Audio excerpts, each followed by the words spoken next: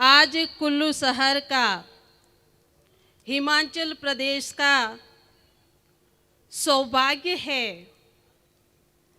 कि हरिद्वार से बहती हुई ज्ञान की गंगा आपके यहाँ पर आई है। और हमारे संत कहते हैं कि बरी है सत्संग की गंगा, नहा लो जिसका जी चाहे। इस सत्संग रूपी गंगा के अंदर हम सबको गोता लगाना है और गोता लगा करके एक चीज प्राप्त करनी है जिसको कहते हैं सत्य। वैसे ये सत्संग जो है उसका संदेश यही है कि सत्य के साथ जुड़ जाओ, सत्य को जानो और सत्य के साथ जुड़ जाओ। और यही जो है आप नियम दुनिया के अंदर भी चलता है और अध्यात्म के पथ पर भी चलता है। सत्य को जानो, जैसे कहा कि कोर्ट में केस चलता है तो मैजिस्ट्रेट साहब सत्य को जानने की कोशिश करते हैं। अगर आप डॉक्टर के पास चले जाओ तो आपके बीमारी की सच्चाई जानने की कोशिश करते हैं। वैसे ही दुनिया में हर जगह आप पाओगे कि लोग सच्चाई की, सत्य की खोज करते हैं। और यही खोज जो है हमारे अध्यात्म के अंदर भी होती है। और उस अध्यात्म की यात्रा के अंदर हम सब सत्य की खोज करने के लिए निकले हैं। पर हमारे संत कहते हैं कि सत्य की खोज करने के लिए आपको एक मार्गदर्शन की ज़रूरत है। जैसे आप लोग यहाँ पर जो पहली बार आए हैं, आप लोगों ने 10 जगह पूछा होगा कि रथ मैदान कहाँ है, ये सद्भावना सम्मेलन कहाँ हो रहा है। ठीक इसी तरह से कि अध्यात्म का जो अंतिम लक्ष्य है सत्य को प्राप्त करना, और उसके लिए भी हमें मार्गदर्शन की ज़रूरत है। जैसे हम राजा जनक की बात सुनते हैं, जब उनको भी जानना था कि सत्य क्या है तो उन्होंने ऋषि मुनियों का दरबार भरा, सबके सामने एक बात रखी कि हमारी जीवन की सच्चाई क्या है, हमारे जीवन का सत्य क्या है। और उस समय में अष्टावक्र जी ने जो है सत्य का ज्ञान दिया।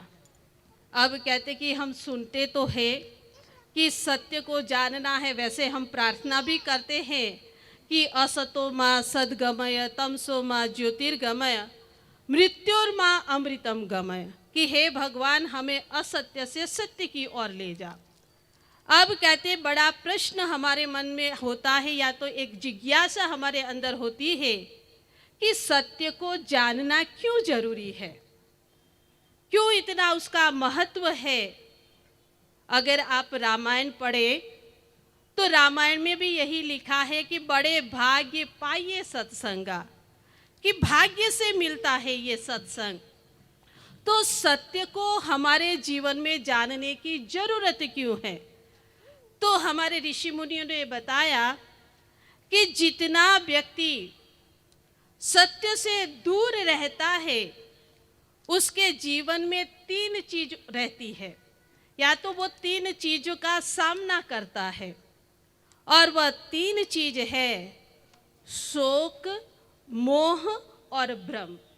इसीलिए जब लक्ष्मण जी भगवान राम के चरणों में बैठे तो उन्होंने भी यही प्रार्थना की कि हे प्रभु, मुझे ऐसा रास्ता, ऐसी भक्ति बताओ जिससे मेरा शोक, मोह और भ्रम दूर हो जाए।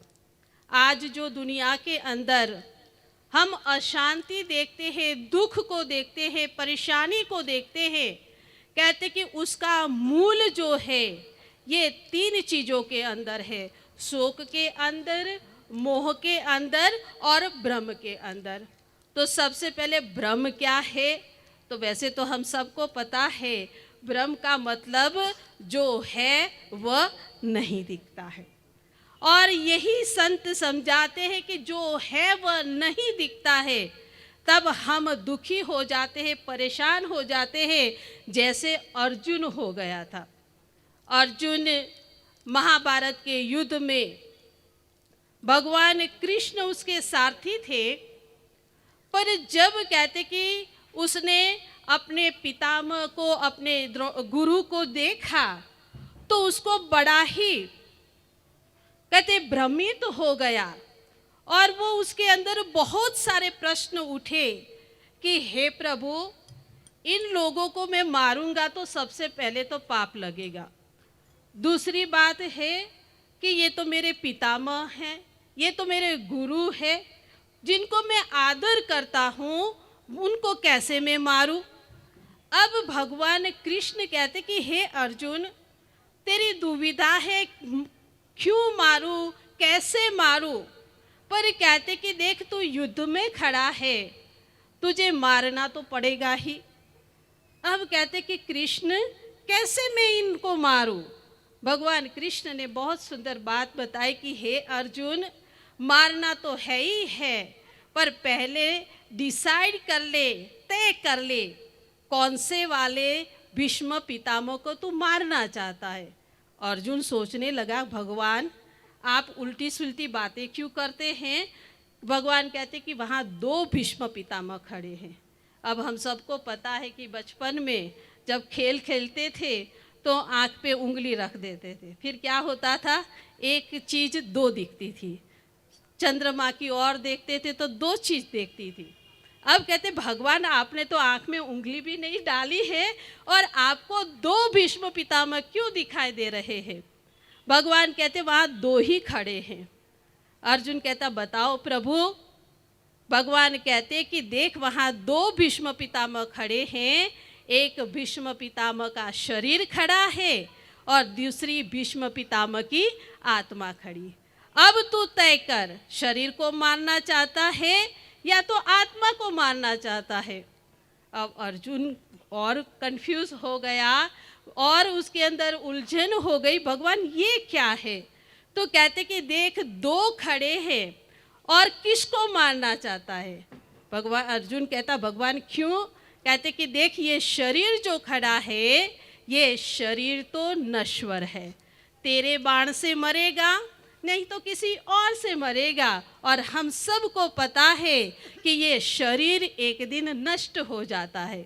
भगवान कहते कि अर्जुन, ये तेरे भीष्म पितामह चाहे इच्छा मृत्यु का वरदान लेकर के आए हैं, पर एक दिन ये शरीर नष्ट हो जाएगा। और सचमुच में कहते हम सब के बीच में एक भ्रम है ये शरीर के बारे में। इस शरीर को हम सब कुछ मानते हैं, इस शरीर के राख रखाव के लिए हम बहुत यत्न करते हैं, इस शरीर से जुड़े रिश्ते नातों को हम बहुत अहमियत देते हैं।